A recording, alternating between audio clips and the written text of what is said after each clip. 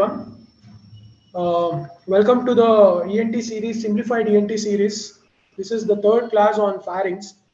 For the first two classes, we studied about the clinical importance and clinical anatomy of pharynx in general.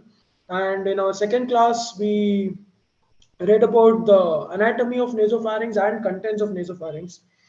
And we also studied about adenoid. So this is one of the most important classes for an ENT surgeon, as an ENT surgeon, because tumors of nasopharynx is one of the most complicated cases that ENT surgeon has to handle. Usually, in any tumors, if it's a benign tumor, the surgeon won't worry that much because it's benign and it can be easily managed. But that's not a case in ENT. In the department of ENT, even a benign tumor can cause a lot of problems because it's very close to our brain. And if there is an intracranial spread, then there can be very huge complications in the patient, like any nerve palsies, or it can spread to the brain as well, or it can lead to severe bleeding. So, without any further ado, let's start our class on tumors of nasopharynx. So, this table I've taken from our popular book, and I think this is the book we all study as UGs in our third year. It's our DINGRA. So, this tumors of nasopharynx can be broadly divided into two categories: benign and malignant. And in benign tumors, the most common tumor will be our JNA or angiofibroma, or we also call it as juvenile nasopharyngeal angiofibroma. We'll read it in detail. We have polyp, papilloma, Thornwald cyst. We already studied about Thornwald cyst. That is, it happens because of rat case pouch. So infection in rat case pouch will lead to Thornwald cyst. We already read this in our last class. Next is pleomorphic adenoma. Pleomorphic adenoma, we'll read it in detail when we go about pleomorphic adenoma of our salivary glands. We have craniopharyngiomas. Craniopharyngiomas, again, it's actually a cranial tumor which can extend into our nasopharynx. It's just above nasopharynx. So craniopharyngioma can also be coming under our nasopharyngeal tumors. We have paragangliomas. Paragangliomas are nothing but it's an hormonal tumor, that is noradrenaline or adrenaline producing tumors. And most commonly it is going to be our noradrenaline producing tumors, paragangliomas. We have hematomas and we have other tumors. And in malignant tumors, we have most important, that is our carcinoma of nasopharynx. Nasopharyngeal carcinoma is one of the most important malignant tumors we have to face in our ENT department. And other tumors like lymphoma, rhabdomyosarcoma, chordomas, and they are very, very uncommon. In general itself, ENT tumors are not very common, but they are very problematic. Let's come to our most common nasopharyngeal tumor, benign or malignant. If both taken, most common nasopharyngeal tumor will be our JNA or juvenile nasopharyngeal angiofibroma. We'll read it in detail. Most common oropharyngeal tumor. Most common oropharyngeal tumor will be our tonsillar tumor. Most common site of oropharyngeal, any tumor in oropharynx will be our tonsillar fossa from the tonsils. This will be our most common oropharyngeal tumor. Most common hypopharyngeal tumor is any tumor arising from pyriform fossa. We will read about hypopharynx in detail and we will read about pyriform fossa. Pyriform fossa is very, very important clinically because the tumor in pyriform fossa is not easily visible in our direct laryngoscope. Okay, sorry, indirect laryngoscope. In indirect laryngoscope, the pyriform fossa is not clearly seen. So tumors are usually missed if it's in the pyriform fossa. So most common site is pyriform fossa.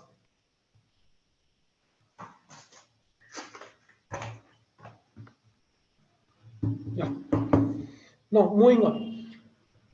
In ENT, we have four important benign invasive tumors. This can be our very important MCQ exam.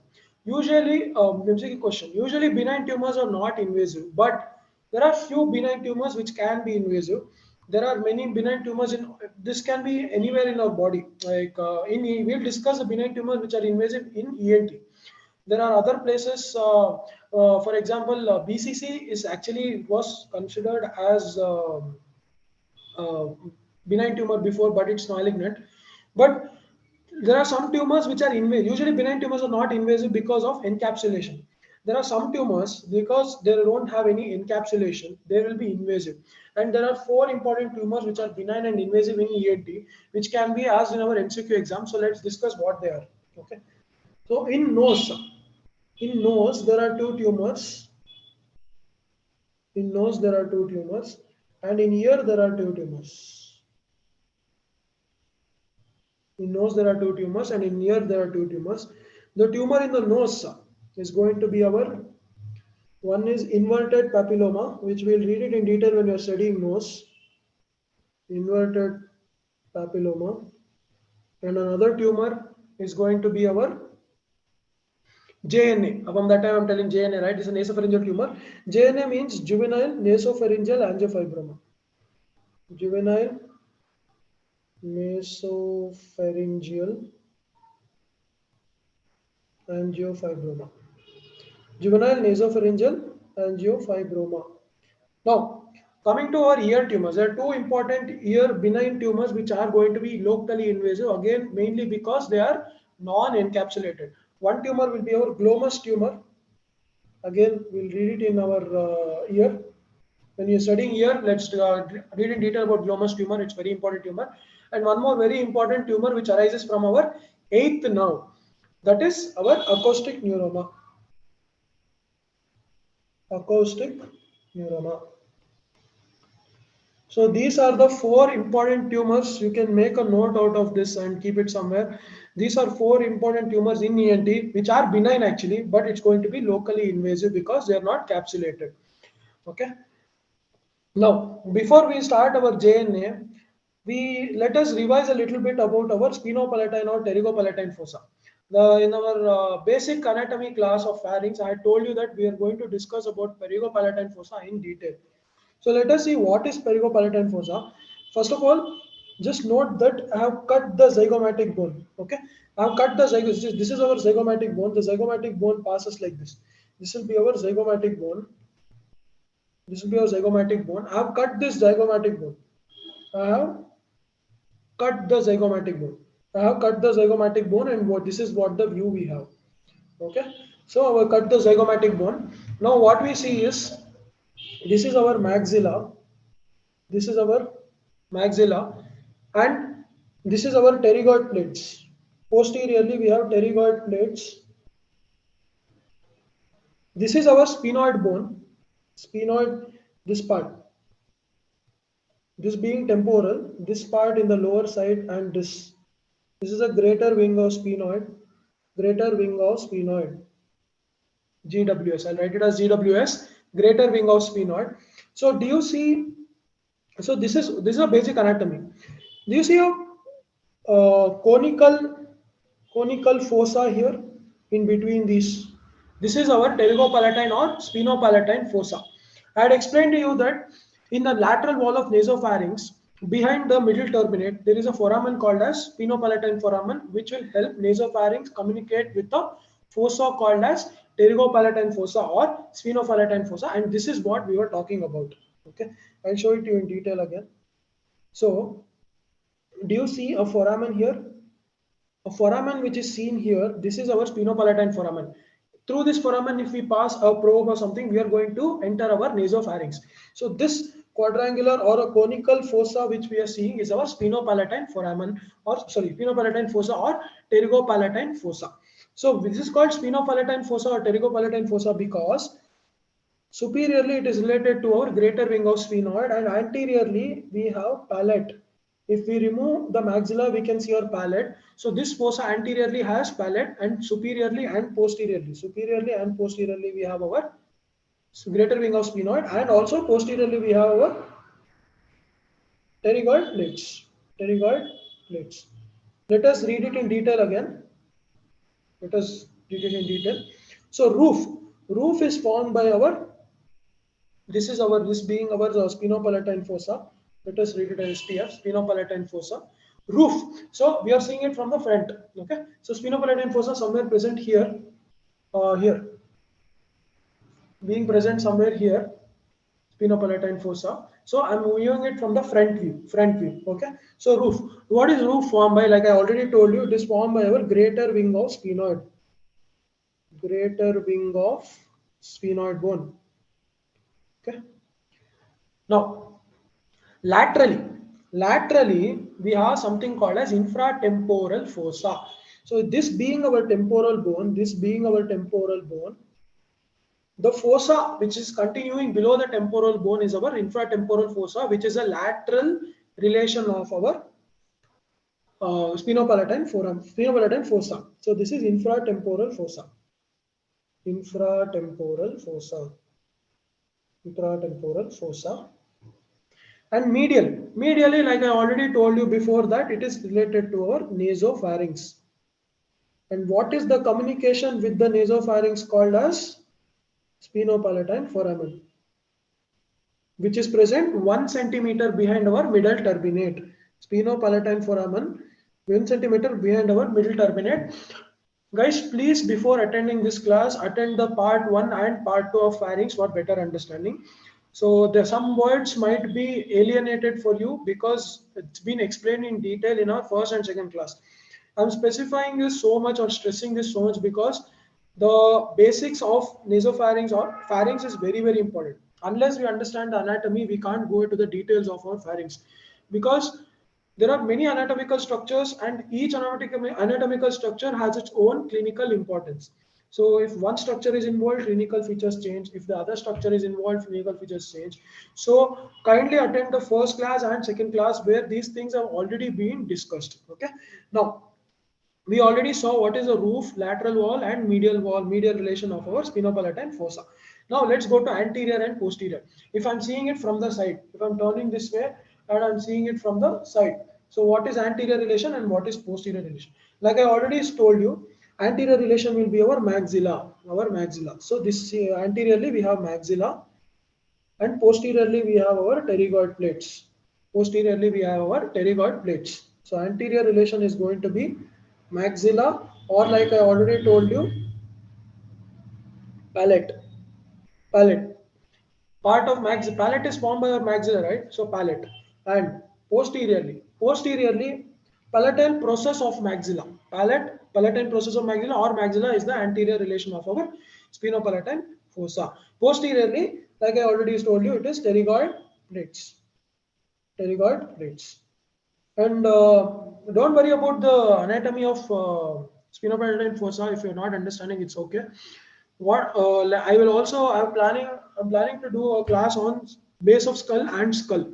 So I'm going to get a skull and I'm going to explain in detail what I mean by all this. So we will read about all the fossas or foramen present in the base of skull in detail in our further classes. So for now, just understand this, that sphenopalatine fossa is a conical or slightly a cylindrical structure where roof is formed by our greater wing of sphenoid. This is being the roof formed by our greater wing of sphenoid.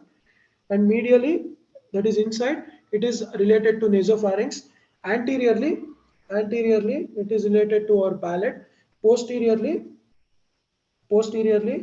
it is related to our pterygoid plates. And laterally, that is in front of this, it is related to the infratemporal fossa. Okay. Now let us go to our most common tumor of our nasopharynx, that is our juvenile nasopharyngeal angiofibroma, or simply called as nasopharyngeal fibroma. The old terminology for this was nasopharyngeal fibroma. Nasopharyngeal fibroma. What is the site of origin?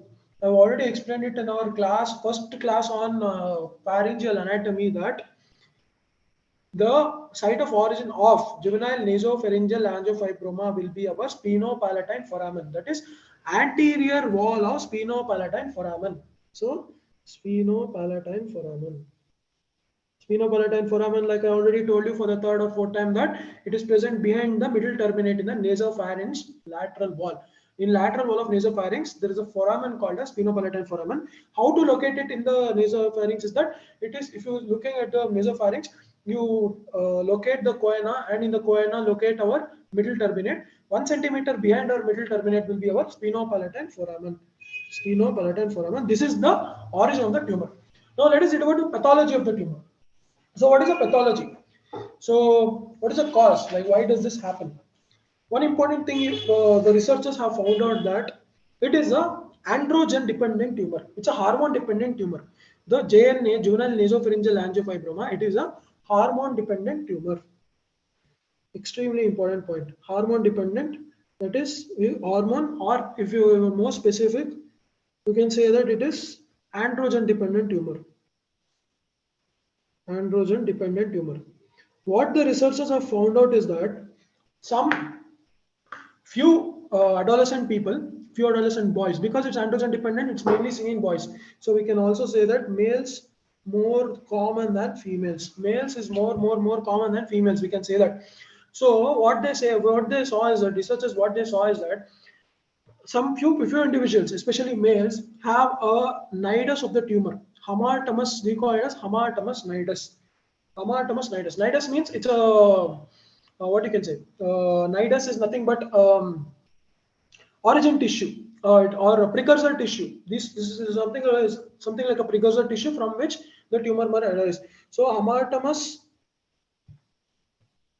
nidus might be present in the individuals. So nidus is nothing but a precursor tissue. So until the individual reaches puberty, no problem, because nidus is present, but there is no androgen. So no problem, no symptoms. But as soon as the kid or the child reaches puberty, that is in a second decade, that is from 10 to 20 years of life, because of androgen exposure, androgen or testosterone exposure, once the testosterone is being produced in the body, this hamartomas nidus will develop into JNA or juvenile nasopharyngeal angiofibroma. This is what the researchers have found the cause of the tumor to be. So mainly it is a genetic cause. So genetically, or sometimes it can also be sporadic. So main culprit here is the hamartomas nidus, which is androgen dependent, androgen or testosterone dependent. On testosterone exposure, this tumor will proliferate to form our juvenile nasopharyngeal angiofibroma. So this is the pathology. Now coming to the histology. So again, histology might be your MCQ exam. Okay, in the MCQ exam, this might be given as a histological question. Like the name says, juvenile nasopharyngeal angiofibroma, the tumor is going to be it's an angiofibroma. That is a blood vessel related tumor. So what you see in this histological picture is that you can see multiple blood vessels. Can you see multiple blood vessels? What can you observe about these blood vessels? These blood vessels are lined only by a single layer of cells. Usually blood vessels have three layers. Blood vessels have three layers. One is endothelial layer, then adventitious layer, then you have now outer covering fibrous layer. But there is no muscular coat here, there is no fibrous layer here. So there's no tunica media, tunica externa, tunica interna, nothing. Only endothelium lined blood vessels. So in juvenile nasopharyngeal angiofibroma, because there is no muscular coat or any fibrous tissue lined, so these tumors are very highly chances of bleeding. Even if you touch the tumor will start bleeding because it is only endothelial lined. It is only endothelial lined.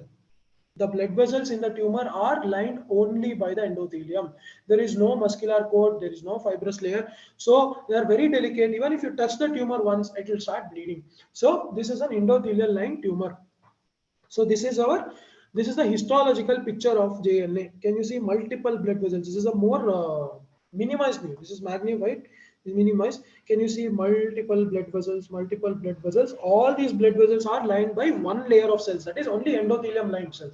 Only endothelium lined blood vessels, which is easily bleeding. Okay. So this is the pathology of our JNA or juvenile nasopharyngeal angiofibroma.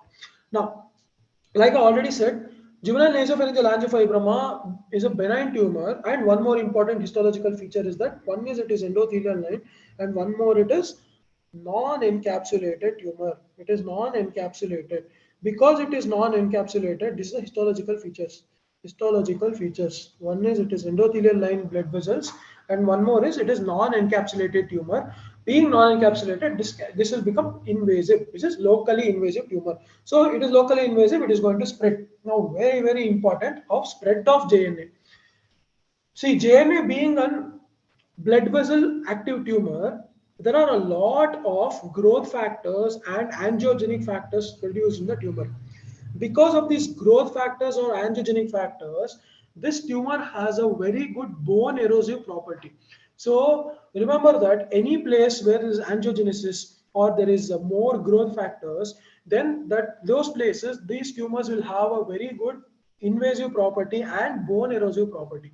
So only if you observe cancers, again, cancerous cells also produce growth factors and angiogenic factors in abundance. So these tumors will have a what you can say, high power of bone erosion or invasion. So again, JNA being a angiogenic tumor, again these also will have a lot of growth factors producing and also have a lot of angiogenic factors producing. So these factors will help the tumor to erode the bone easily, and once the bone is eroded, the tumor will start spreading locally very easily. Okay, now let us read about the spread of the tumor. Like I already told you that the origin of the tumor is going to be our spinopalatine foramen. Origin is spinopalatine foramen. Medially, what did I tell you? Medially, there is spinopalatine foramen. Through the spinopalatine foramen, it can communicate with our nasopharynx. So medially, the tumor can either go to the nose. One is nose, and one more is nasopharynx. Nasopharynx. So through the medially, if the tumor extends medially through the spinopalatine foramen, either it goes to the nose or it goes to the nasopharynx. Because it goes to the nose, it can cause clinical features of epistaxis. This is the most important and most common symptom that the juvenile nasopharyngeal angiofibroma patients come to the OPD with. Epistaxis.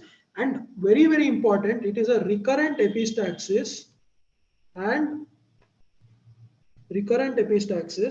and it is painless bleeding, and it is also painless.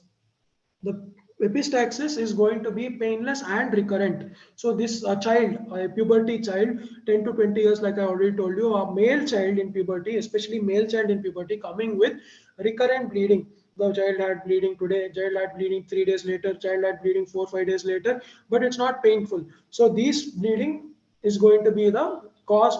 We should think about juvenile nasopharyngeal angiofibroma in such cases. And again in last class I discussed the common clinical features seen in all the nasopharyngeal pathologies. In nose, if you remember, like I already told you, if the tumor or any other lesion which extends to the nose is going to cause nasal obstruction, feeling of nasal fullness. So nose mainly it's causing epistaxis, or it will also cause nasal obstruction.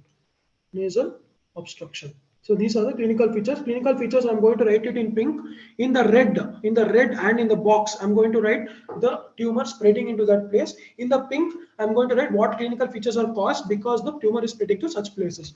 Okay, now nasopharynx. Like we already discussed last time, if the tumor is going to the nasopharynx and it is going to obstruct the eustachian tube opening in the nasopharynx, then the nasopharynx lateral wall 1.5 centimeter behind the inferior turbinate. I've discussed it in the first class. 1.5 centimeter behind the inferior turbinate, there is the nasopharyngeal opening of the eustachian tube. Nasopharyngeal opening of eustachian tube. If this is blocked because the tumor going into the nasopharynx, it is going to cause serous otitis media. Serous otitis media. Serous otitis media is one of the most important pathology or clinical problem we face if there is any nasopharyngeal lesion. Okay, don't forget this. Okay, the serous otitis media, and sometimes nasopharynx, if the tumor is so extensive that the communication between the nasopharynx and oropharynx, that is the nasopharyngeal isthmus, the communication between the nasopharynx and oropharynx is blocked. So the voice of the patient will become hyponasal or called as rhinolalia clausa. I already discussed this again in the first class or in second class, both the classes, that if the nasopharyngeal isthmus is blocked and the communication between the nasopharynx and oropharynx is blocked, then there is a speech abnormality called as rhinolalia clausa or hyponasal speech. That is, the nasal part of the speech is lost. Rhinolalia clausa or hyponasal speech. Hyponasal speech. Okay. Now, laterally, spinopalatine foramen. Laterally, if it goes, it's going to enter our spinopalatine fossa. If it's going to enter our spinopalatine or pterygopalatine fossa.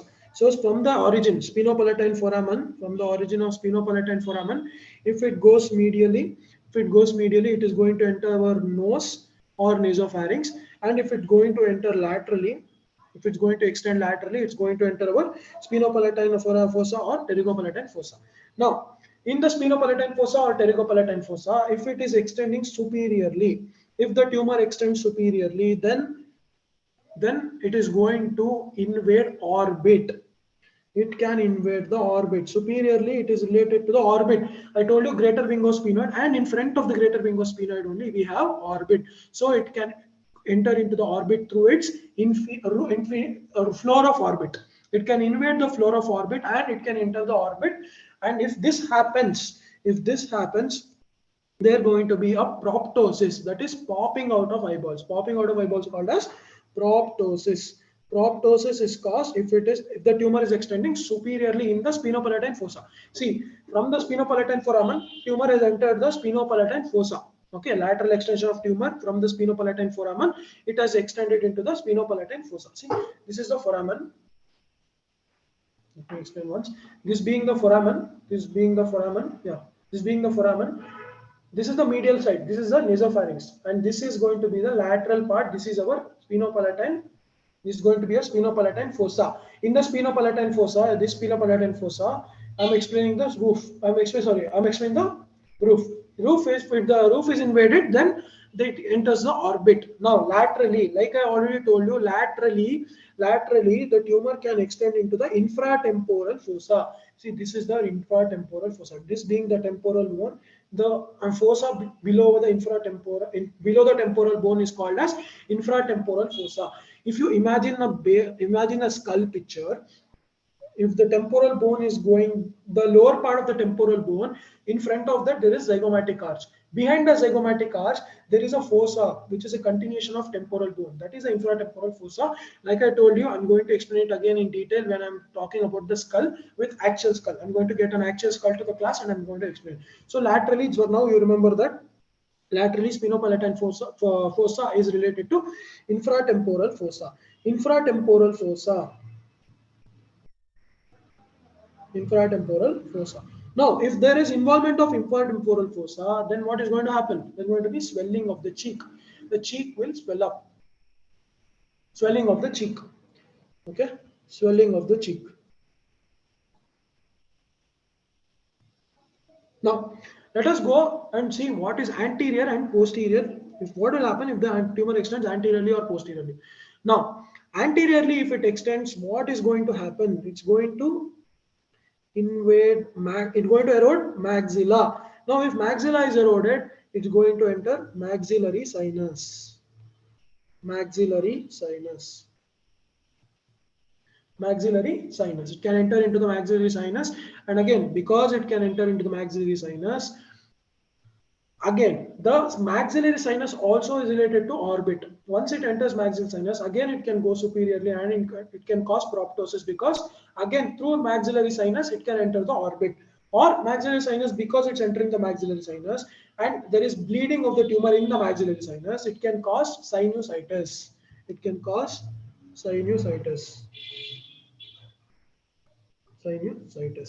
Or fullness of the sinus feeling, or it can also cause facial pain. Now, posteriorly, like I already told you, posterior relation is to the pterygoid plates. And because of this pterygoid plates, there can be weakness in the mastication muscles. Weakness of mastication muscles because of the involvement of pterygoid plates. Now, one last important, very, very important spread is our intracranial spread. How can the tumor enter the cranium? Now, we already saw how the tumor is extending locally into the face and in and around the nasopharynx. Now, there are two ways it can enter the brain. It can go to the brain. Three ways. One is foramen. One is anterior cranial fossa. How can the tumor enter anterior cranial fossa? The tumor can enter the anterior cranial fossa through the cribriform plate. Cribriform plate of the ethmoid bone. The tumor can enter the anterior cranial fossa. And tumor can also enter the middle cranial fossa. But how is the tumor going to enter middle cranial fossa? There are two ways it can enter. One is it can erode the greater wing of sphenoid. It can erode greater wing of sphenoid. One is greater wing of sphenoid. Greater wing of sphenoid. And one more is foramen rotundum. Foramen rotundum. What is foramen rotundum? Again, I'm going to explain when I'm going to discuss the base of skull. We will do a class on base of skull because it's very confusing and very, very important for exams, as well as a surgeon, you need to know. As a head and neck surgeon or an ENT surgeon, you need to know the structures in and around and passing through the base of skull. Okay, so foramen rotundum, just for the time being, remember that. So in the spinopalatine, I'm going to explain it with the diagram. In the spinopalatine fossa, there's another foramen on the opposite side. This is called as foramen rotundum. Through this foramen, the mandibular nerve enters our, that is mandibular nerve is going to be our V3. V3, the mandibular branch of the fifth nerve, that is the trigeminal nerve, is going to enter our spinopalatine fossa through the brain. See, from the middle cranial fossa, this is the middle cranial fossa. From the middle cranial fossa, through the foramen rotundum, this being the foramen rotundum, it can enter into the spinopalatine fossa. So this is foramen rotundum. For now, you remember this much. We will discuss it in detail when we are going to discuss our base of skull and structures passing through the skull. So this is the spread. So remember, medially if it's spread, it goes to the nose or nasopharynx. If it is lateral spread, it's going to go into a spinopalatine fossa. Through the spinopalatine fossa, it can either go to the orbit, infratemporal fossa, pterygoid plates, or maxillary sinus. And sometimes it can also enter the brain through the cribrimum plate. It can enter the anterior cranial fossa. Through the greater wing of sphenoid or foramen rotundum, it can enter our middle cranial fossa. So this is the spread.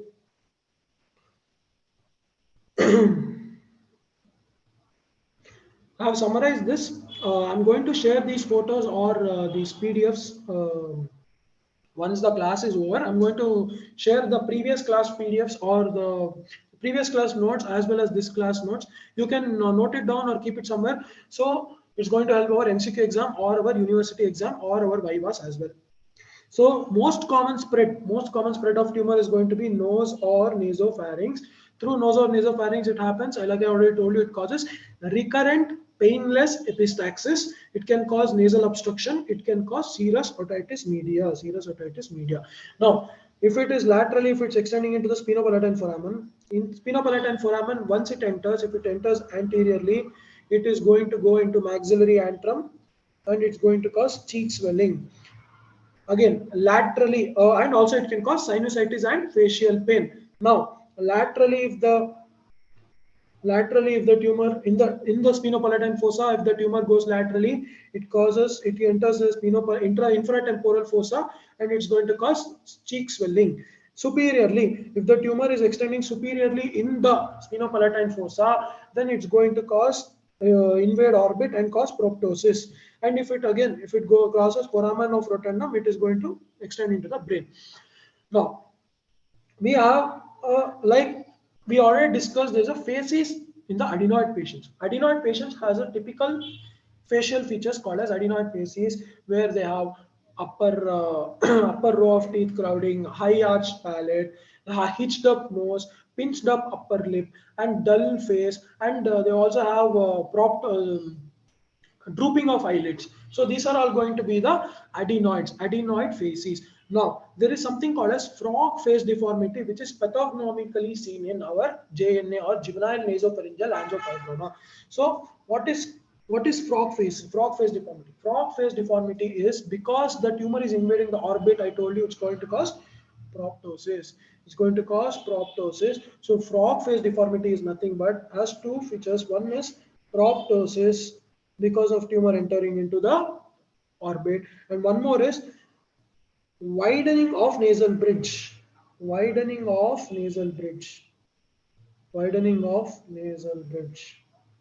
Can you observe that the nasal bridge is widened? So the frog face deformity is a typical typically seen in JNA or juvenile nasopharyngeal angiofibroma, where there is widening of nasal bridge and proptosis. So if you see a patient come to the OPD, excuse me, if you see a patient coming to the OPD and the patient is coming with the symptoms of recurrent painless epistaxis, recurrent painless bleeding from the nose, and you observe that the patient has proptosis or popped out eyeballs, and they also has a widened nasal bridge, then you can easily tell that that patient is a case of juvenile nasopharyngeal angiofibroma. Now, diagnosis. How do we diagnose this case? Diagnosis is a very important section in MCQ exams. In juvenile nasopharyngeal angiofibroma, especially for FMG exams and NEET exams.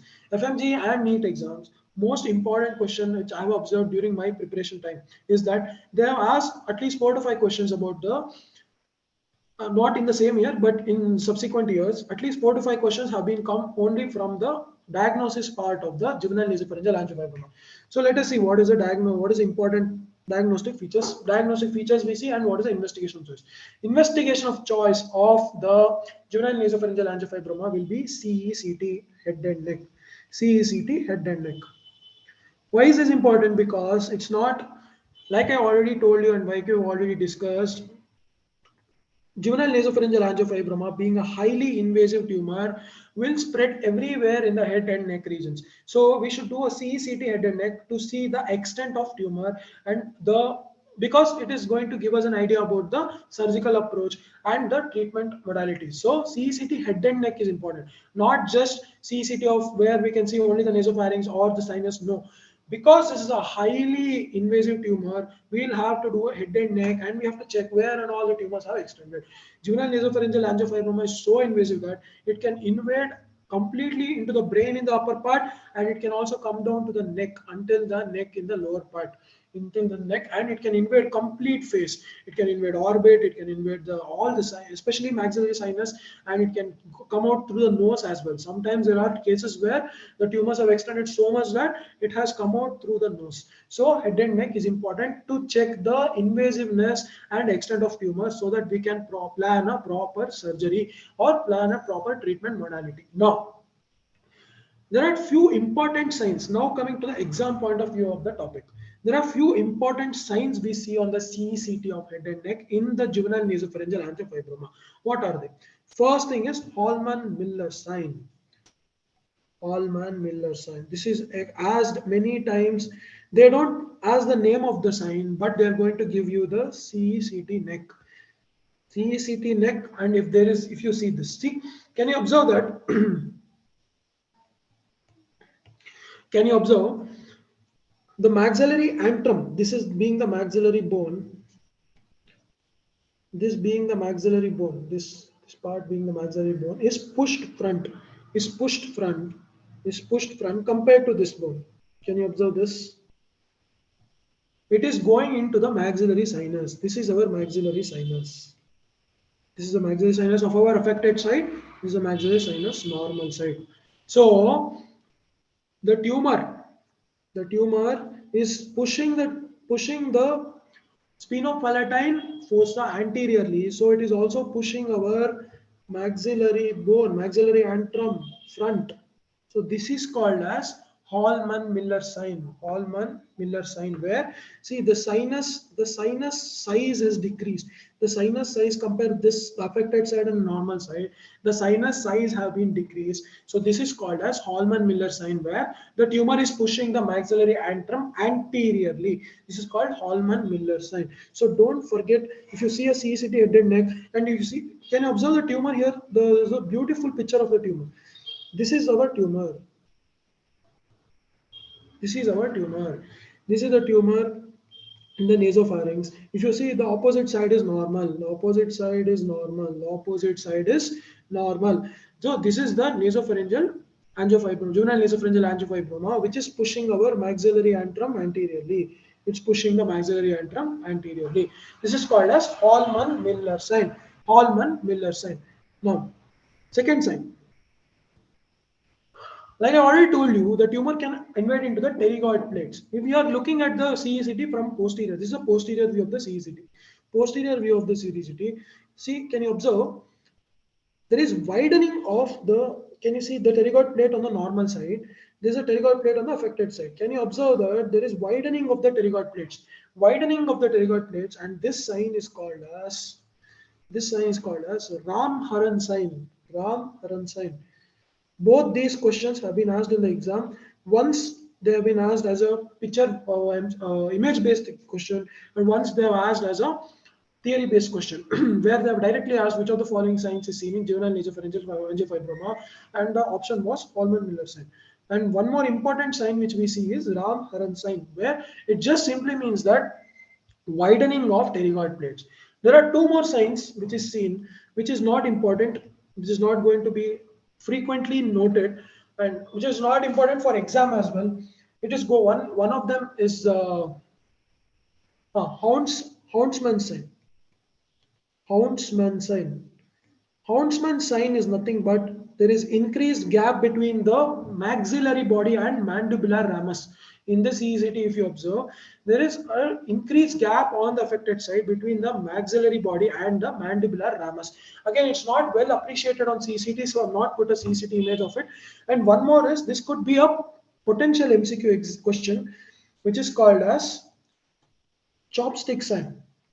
Chopstick sign, just remember that chopstick sign is the sign. What is the peculiarity of this sign is that chopstick sign is seen in post-operative patients of JNA.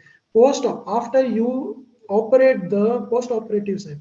After you operate and remove the juvenile nasopharyngeal angiofibroma, then you can observe chopstick sign. Just remember, very, very important two signs, Holman-Miller sign and Ram-Haran sign. Ram-Haran sign and Holman-Miller sign are very, very important. Holman-Miller sign, Ram-Haran sign. Holman-Miller sign is where the maxillary antrum is being pushed anteriorly. And Ram-Haran sign is a sign where there is widening of pterygoid plates on the affected side. Okay. Now, what are the other investigations we do? We should do MRI. We should do MRI because MRI is going to tell us about the soft tissue invasion of the tumor. If there is any soft tissue involvement or soft tissue invasion, then we can view it very well on a MRI. And one more very, very important investigation we do in present day scenario. Present day scenario is carotid angiography. Why should we do carotid angiography? Because through the carotid angiography, we can know the blood supply of the tumor. Like I already told you, this tumor, juvenile nasopharyngeal angiofibroma, is highly vascular tumor. So when we are removing the tumor, before we remove the tumor, we have to do embolization of the blood vessels, which is supplying the tumor. The blood vessel supplying the tumor, if we embolize, then it's very easy to remove the tumor and avoid the bleeding during the surgery. So it is important to do carotid angiography to note the blood supply of the tumor. Once we know the blood supply of the tumor, it's very easy to embolize the such arteries and it's very easy to remove the tumor. So this is important for treatment part, carotid angiography. One very extremely important note we have to do is that one extremely important, biopsy is contraindicated. Biopsy is contraindicated. Biopsy is, this is again a very, very important MCQ examination question. Contraindicated. Why is biopsy contraindicated? Again, because the tumor is highly what do you say? highly angiogenic and highly vascular. The biopsy cannot be done because it's going to lead to uncontrolled bleeding and patient might bleed out to death sometimes because that highly vascular is how the tumor is. So we don't even touch the tumor. If suppose we are suspecting a person who has JNA or juvenile nasopharyngeal angiofibroma, if you are suspecting a patient of juvenile nasopharyngeal fibroma, it is advised to not even touch the tumor on probe. We should sometimes, for any papilloma case, what we do is we are going to use a probe and touch the tumor, and if the tumor is bleeding, we are going to confirm that it is a papilloma. But if you are suspecting JNA, juvenile nasopharyngeal angiofibroma, we are not supposed to touch the tumor because, like I already told you, these tumors have blood vessels in plenty or in abundance, but these are only endothelial line. So even on touching, the tumor is going to bleed profusely. So biopsy, if it's done, the patient might bleed out to death. So we are not going to touch the tumor unless the patient is on our OT table and is under general anesthesia. So unless the patient is on anesthesia, we are not going to touch the tumor as well. So biopsy is contraindicated in juvenile nasopharyngeal angiofibroma. It's very important because in exam they are going to give you the clinical features of a juvenile nasopharyngeal angiofibroma, and they're going to ask what is the investigation which is avoided, and biopsy is in the option. You go for biopsy. Okay.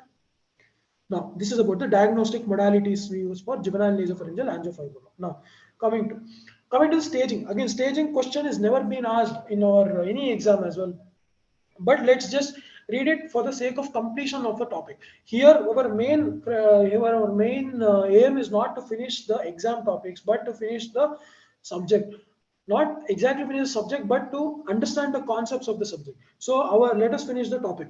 So what is Radowski staging? Radowski staging, we do Radowski staging with the help of CT images, CCT images. So what is 1, 2, 3? We divide the staging into 3 stages: 1, 2 and 3.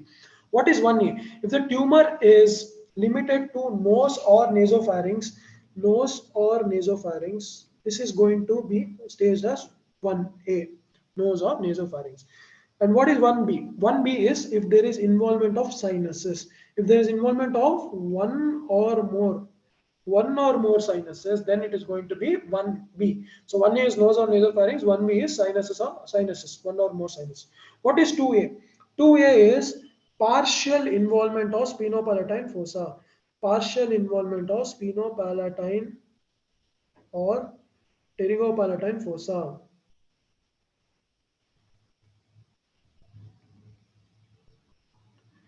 And 2B is complete involvement. Simple.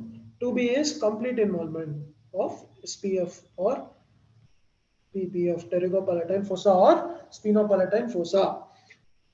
Complete involvement, partial involvement and complete involvement. 2A is going to be partial involvement, 2B is going to be our complete involvement, and 2C is going to be infratemporal fossa. Infratemporal fossa. Involvement of infratemporal fossa is going to be our 2C. Now 3A. 3A is little extension into the intracranial cavity. Little extension into intracranial cavity. Some extension. There is no objectiveness. Some extension into the intracranial cavity is called as 3A. Complete extensive extension, extensively intracranial extension, extensive intracranial. Better word here will be invasion because it's a tumor. Better word used is invasion, extensive intracranial invasion, or like I already told you, intracranial invasion can happen via, if it's via cribriform plate, it's going to enter anterior cranial fossa. If it's below, it's via greater ring of sphenoid or foramen rotundum, it's going to be middle cranial fossa. Just revising topic. And if it is going to involve cavernous sinus, if it's going to involve our cavernous sinuses, then it is going to be our 3B. So just note that in first stage, it's going to involve just nose and sinus, nose and sinus and nasopharynx. Nose, sinus and nasopharynx. It's our stage 1. Stage 2 is going to involve spinopalatine fossa. Stage 2 is going to involve spinopalatine fossa. And stage 3 is involving our brain or intracranial cavity or brain. So this is the Radowski staging. This is our Radowski staging. Now coming to treatment. What is the treatment of choice? Remember, the treatment of choice of juvenile nasopharyngeal angiofibroma is surgery.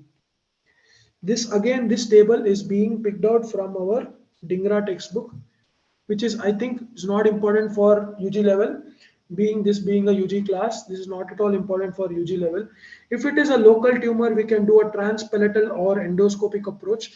Let's not read it today because I'm going to explain in detail about Lefort approach, Lefort surgeries and other surgeries of nasopharynx. We'll discuss it in detail. the bone surgeries when we are discussing nasal bone fractures. Okay, we'll go in detail about all of these surgeries. As of now, just remember the treatment of choice for this is surgery, and none of the doctors or professor expect you to know the approaches for different extension. You should know how the tumor extends, how the tumor spreads, and where and all it can spread. But it's not important for us to know the surgical approach for respective spread of the tumor. Okay. Now, one important and one very worrisome problem in any ENT cases, any ENT problem is recurrence. Like any other ENT cases, this our juvenile nasopharyngeal angiofibroma also has a very high chances of recurrence. So, in case of recurrence, we are going to do revision surgery, and one important thing you have to know is that we can give radiotherapy. And one more very important treatment modality is hormone therapy. Hormone therapy. We already know that this tumor is androgen dependent. This tumor is androgen dependent, so we can give anti-androgenics. Anti-androgenic like leuprolide, which is an LHRH antagonist, or we can use diacetyl stilbestrol and drugs like that, which are anti-androgenic. Okay, anti-androgenic drugs we can use as a hormone therapy. Chemotherapy can be used, but we don't use it that frequently in case of our juvenile nasopharyngeal angiofibroma. And one more important treatment modality you can remember is that we give radiotherapy in all cases of 3B. Radiotherapy in all cases of stage 3B, very important. Radiotherapy in all cases of 3B, we have to give it.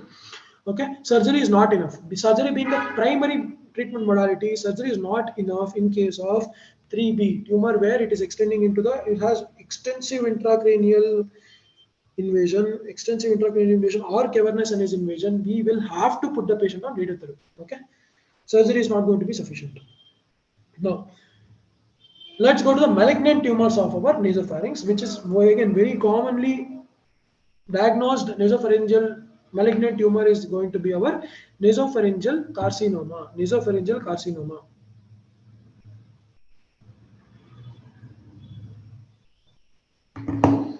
Nasopharyngeal carcinoma. Like I already told you, the site of origin of nasopharyngeal carcinoma, I had already told you in first class, is fossa of Rosenmuller.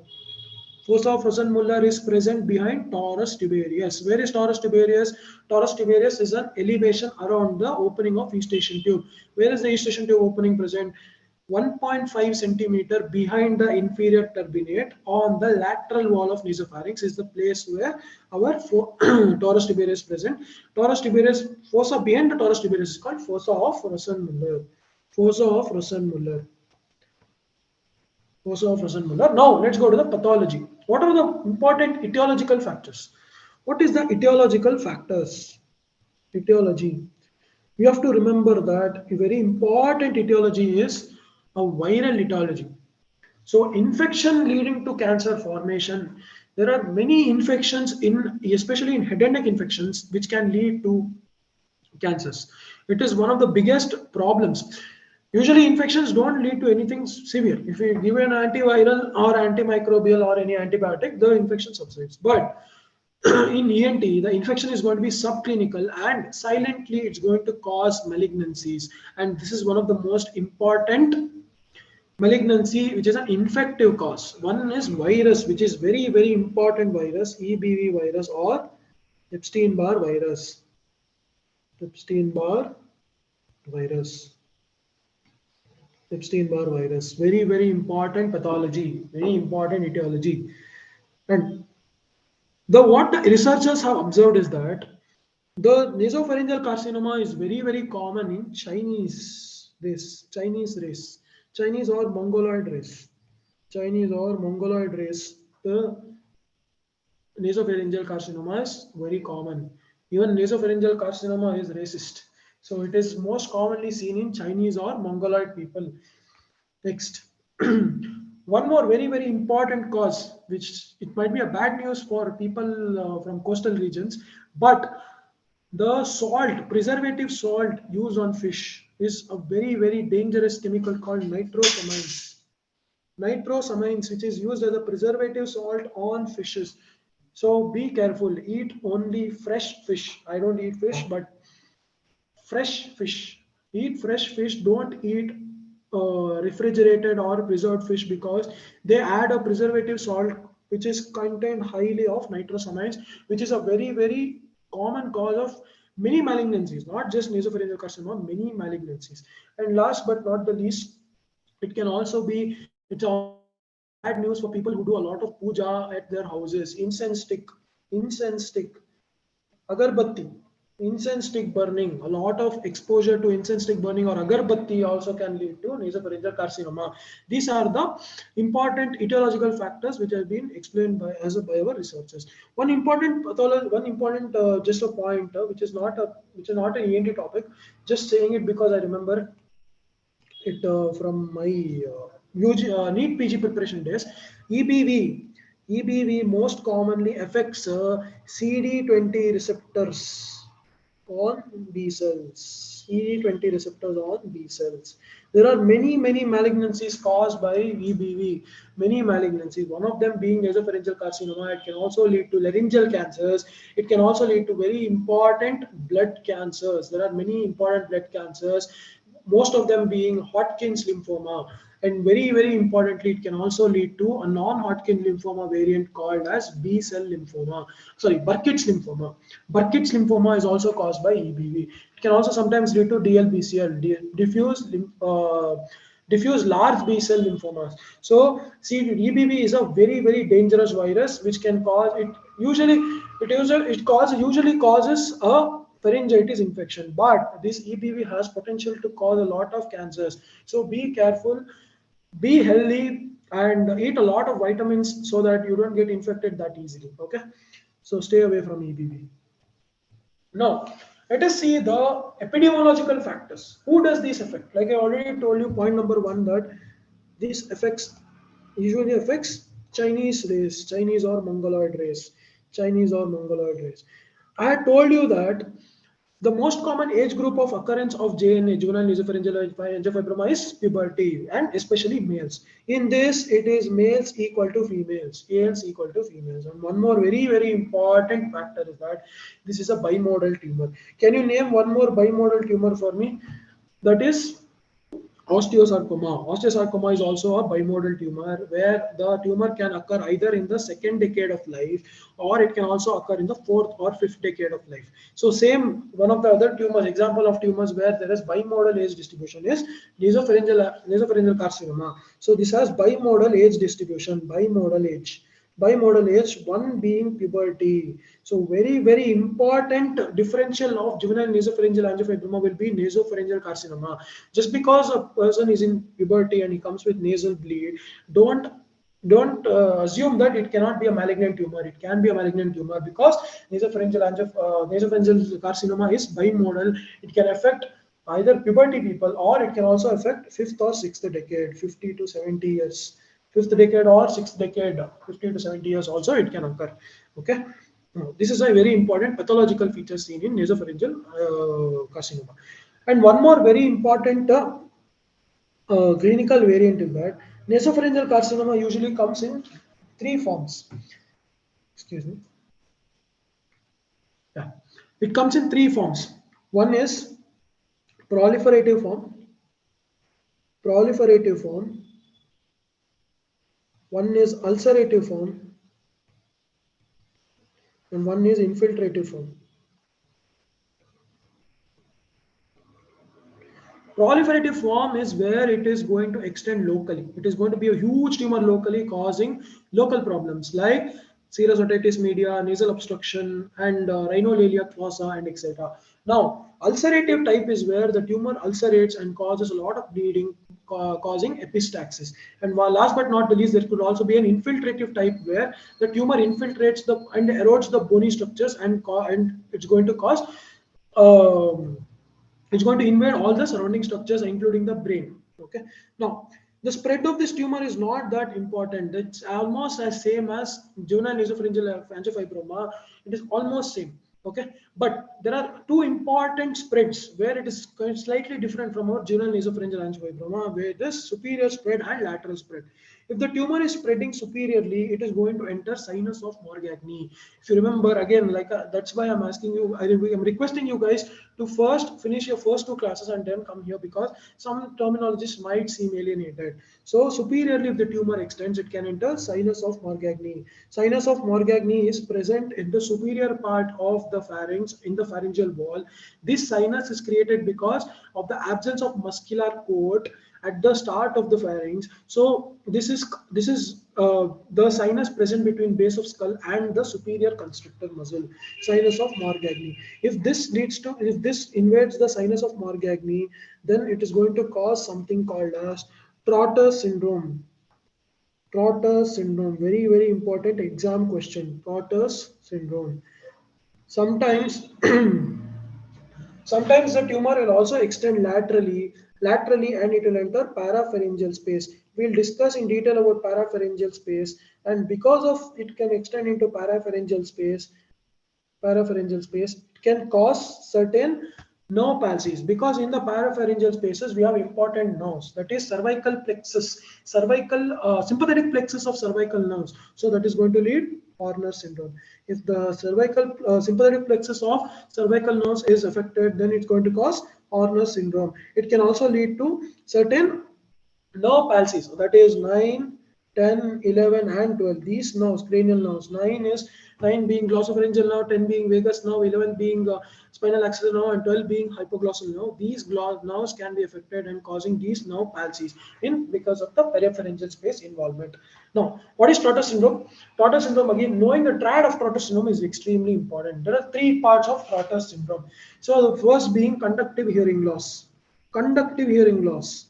Again, because conductive hearing loss, because the nasopharyngeal carcinoma will block the eustachian tube. Because of blocking of eustachian tube, it will lead to serous otitis media. Serous otitis media is an important cause of conductive hearing loss. Second part being very important, nerve palsy, which is going to cause palatal palsy. The palate is palsy.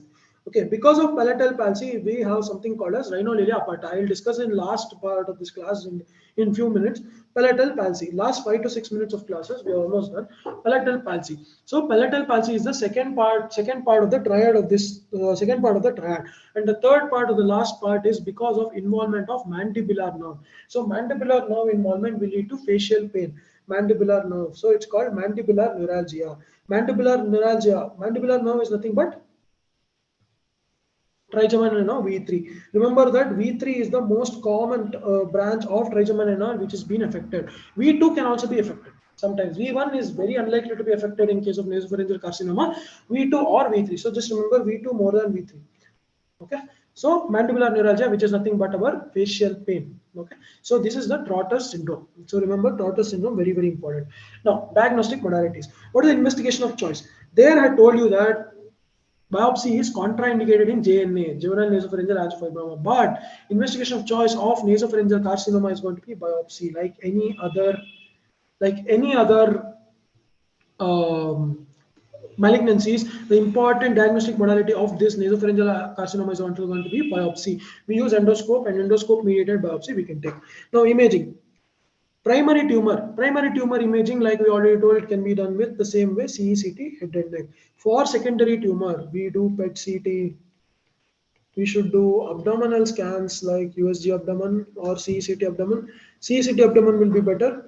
CECT abdomen and pelvis.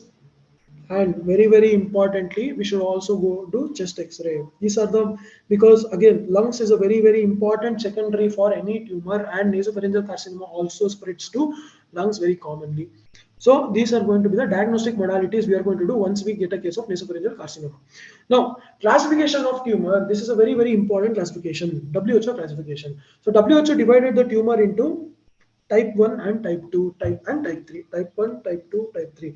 Type 1 is presently, we are, just remember the present terminologies, forget the old terminologies where we have a lot of namings, forget that. Presently we are having type 1 being keratinizing carcinoma, Type 2 being non-keratinizing carcinoma, but it is differentiated.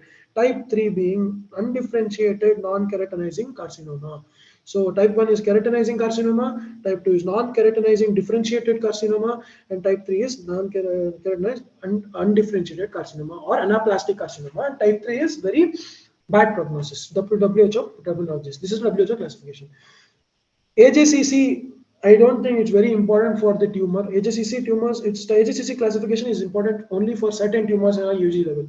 In the UG level, I think AJCC is very important for thyroid cancer, and gastric cancer is very important. Gastric cancer and colon cancer, it's important. So don't worry about the nasopharyngeal carcinoma AJCC classification. It's nowhere asked in any exams, and if you are very interested, you can go through it in the DINGRA textbook. I've taken all these tables from the DINGRA textbook.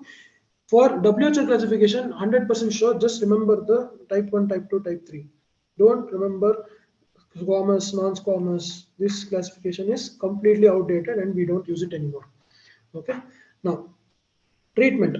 If it is early tumors, what did I tell the treatment of choice for JNA is? It is going to be surgery. But here, surgery is not of that much use. If it is early tumor, we can go for radiotherapy. Early stages of tumor, we can go for radiotherapy. If it's late stages, we can go for chemoradiotherapy. Chemo and radiotherapy involved. Chemotherapy plus radiotherapy. Okay. Now, surgically, we can do only palliative care. If the tumor is extending too much into sinus of Morgagni, we can remove the tumor from sinus of Morgagni. So it's just a palliative treatment which can give surgically, just for surgical reduction, but it's not the treatment of choice. Last but not the least, let's compare these two tumors, because nasopharyngeal tumors and juvenile nasopharyngeal angiofibroma and nasopharyngeal carcinoma, these tumors are very similar clinical features. We are going to, let's make a small table on comparison. Coming to first is most common age group seen is puberty. Puberty is the most common age group seen in, this is the juvenile nasopharyngeal angiofibroma on my left and nasopharyngeal carcinoma is on my right. Okay, but in nasopharyngeal carcinoma it's going to be bimodal age. It is seen only in boys, but here it is seen in male equal to females. Male equal to females. Now, what is the most common site? What is the most common site of JNA? It arises from spinopalatine foramen. But our nasopharyngeal carcinoma most commonly arises from fossa of Rosenmuller. Fossa of Rosenmuller. Now, on histopathology, what do you see? Only endothelium. Only endothelium, like I already told you in JNA. But here we are going to see a picture of squamous cell carcinoma, where keratin pearls and the squamous cell, multiple squamous cell, or sometimes anaplastic. What is very important is that biopsy is contraindicated in case of JNA. Biopsy contraindicated, but biopsy is the investigation of choice in nasopharyngeal carcinoma. What is the most common clinical feature? Most common clinical feature seen in the juvenile nasopharyngeal angiofibroma is recurrent epistaxis. Recurrent epistaxis in juvenile nasopharyngeal angiofibroma.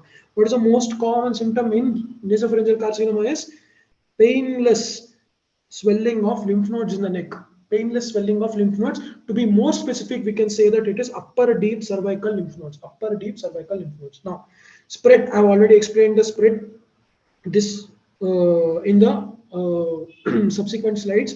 Now, what is the investigation of choice? Is CECT. What is the investigation of choice? Biopsy. Remember, Hallman-Miller sign is very important, and one more is Ram-Haran sign. Now, what is the treatment of choice? What is the treatment of choice for JNA? It's going to be surgery. And what is the treatment of choice for our nasopharyngeal carcinoma? It's going to be radiotherapy or chemoradiotherapy in cases of late stages of tumor. Last but not the least, we are going to discuss about renal area clausa versus renal area aperta. What is renal area clausa? Renal area clausa is nothing but hyponasal voice. Hyponasal voice is renal area clausa. Hyponasal voice, what is happening is that there is, and what is renal area aperta? Renal area aperta is going to be hypernasal voice. Hypernasal voice. Sorry, hyponasal voice. Hyponasal voice, hypernasal voice. Hyponasal voice, renal area clausa, like I already told you, it is seen in JNA. One is JNA, one more is adenoid. But hypernasal voice or renal area aperta. What is renal area aperta or hypernasal voice is that There is, because of the palatal palsy, in case of palatal palsy, if you are going to have a palatal palsy, there is incomplete closure of nasopharyngeal isthmus. So there is closure of nasopharyngeal isthmus during voice production is lost. Loss of closure of nasopharyngeal isthmus. A little extent of nasopharyngeal isthmus should be closed during our voice production for a normal voice. If there is complete closure because of the tumor going and closing the nasopharyngeal isthmus, complete closure, it's going to lead to our hyponasal voice. If there is incomplete closure or no closure, it's going to lead to a hypernasal voice. So because of palatal palsy, because of nerve involvement, loss of closure of nasopharyngeal isthmus, this is mainly seen in our nasopharyngeal carcinoma. Like I already told you, because of superior spread and Trotter syndrome, there is going to be palatal palsy. Because of palatal palsy, there is no closure of the nasopharyngeal isthmus during the voice production. So this is going to cause hypernasal voice. So this is seen in nasopharyngeal carcinoma. So nasopharyngeal carcinoma will lead to